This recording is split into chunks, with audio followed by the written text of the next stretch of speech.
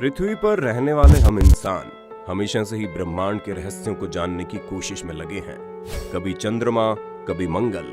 हम इंसान हर मुमकिन जगह पर अपने वजूद को फैलाने की कोशिश कर रहे हैं। दुनिया भर के तमाम अंतरिक्ष एजेंसी ब्रह्मांड में इंसानों के रहने लायक हर एक मुमकिन जगह की तलाश कर रही है। और ये घटना 22 अक्टूबर 2008 की है, जब अपने देश हिंदुस्तान के सतीश धवन स्पेस सेंटर ने एक अंतरिक्ष यान को चंद्रमा की तरफ भेजा। उस अंतरिक्ष यान का नाम था चंद्रयान फर्स्ट। ये हिंदुस्तान के इतिहास में पहला ऐसा मौका था जब हिंदुस्तान किसी अंतरिक्ष यान के जरिए चांद पर पहुंच रहा था।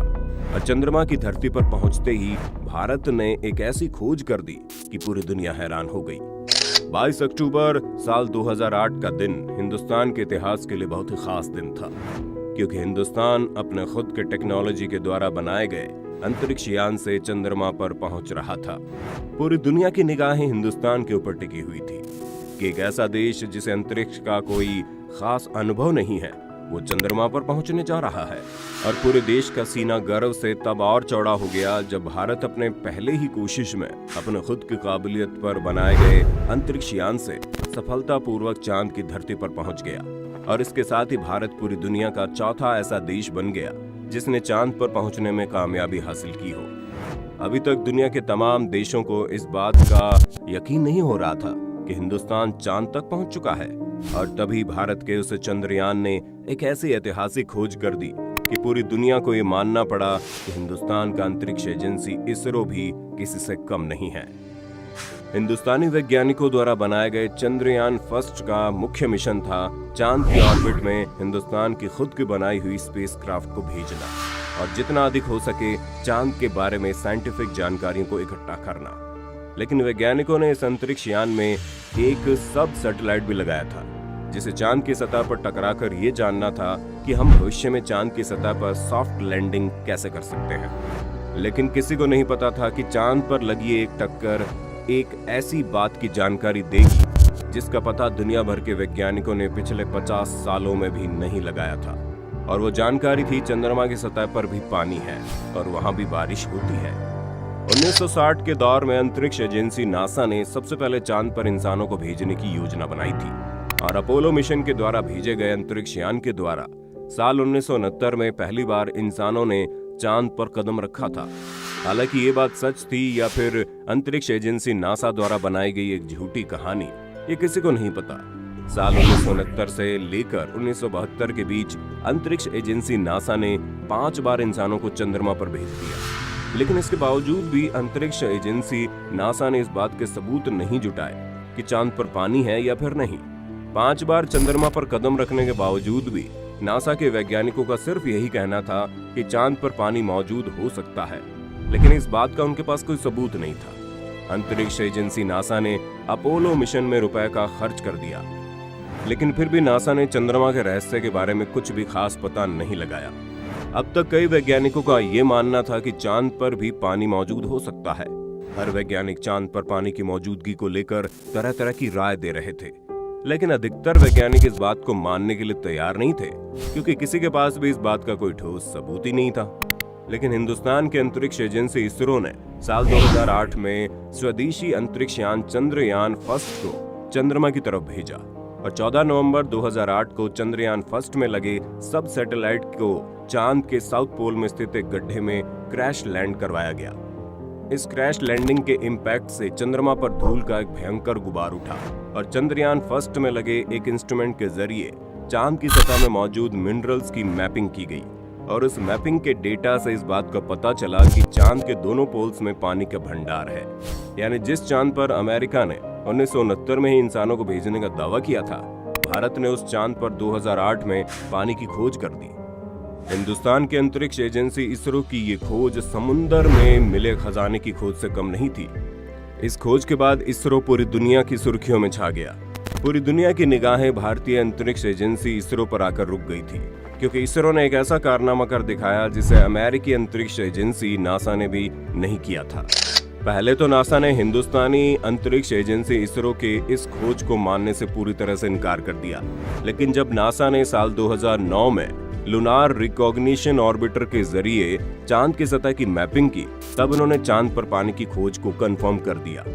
जैसा कि आप सभी जानते हैं कि पानी इंसानों के अस्तित्व को बचाए रखने की सबसे पहली जरूरत है, इसलिए अंतरिक्ष में पानी की खोज किसी हीरे की खोज से कम नहीं थी।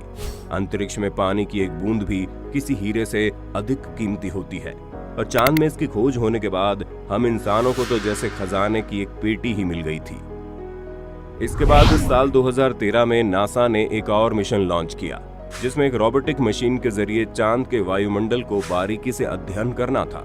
और हैरानी की बात तो यह है कि इस अध्ययन में पता चला कि चांद के बिल्कुल ना के बराबर मौजूद वायुमंडल में भी पानी मौजूद है।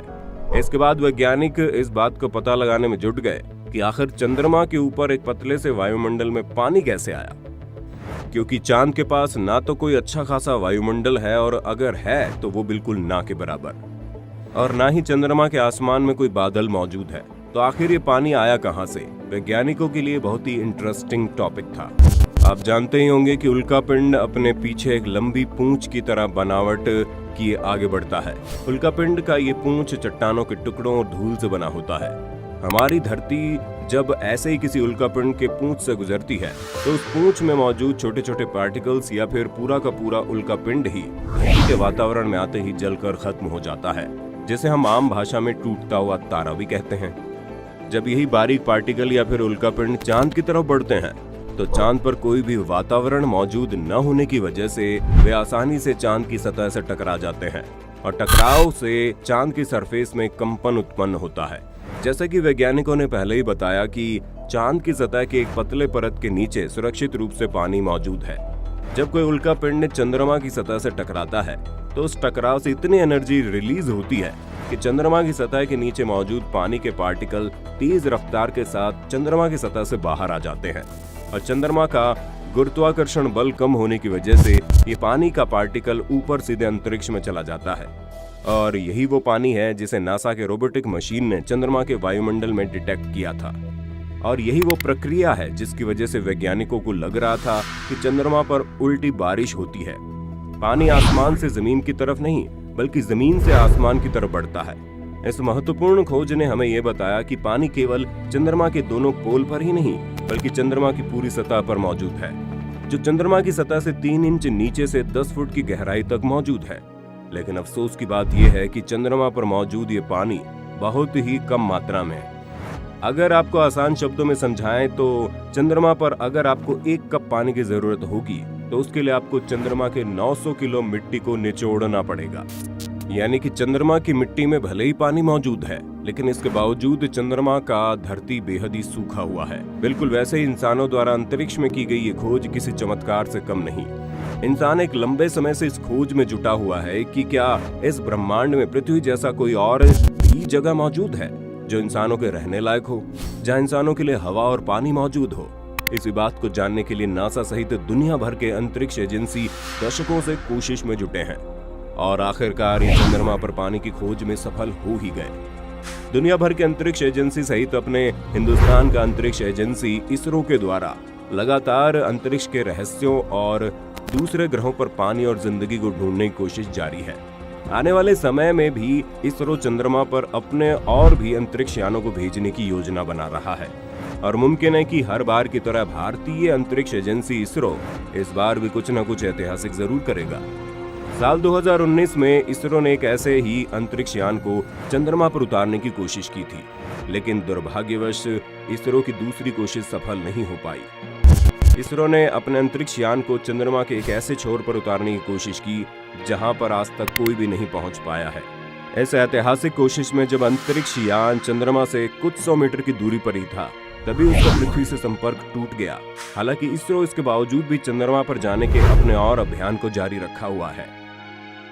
ये वीडियो आपको कैसे लगी और इंसानों द्वारा मंगल और चंद्रमा पर पहुंचने की कोशिश और वहां पर हवा और पानी की खोज के बारे में आपकी क्या राय है, हमें कमेंट करके जरूर बताइएगा।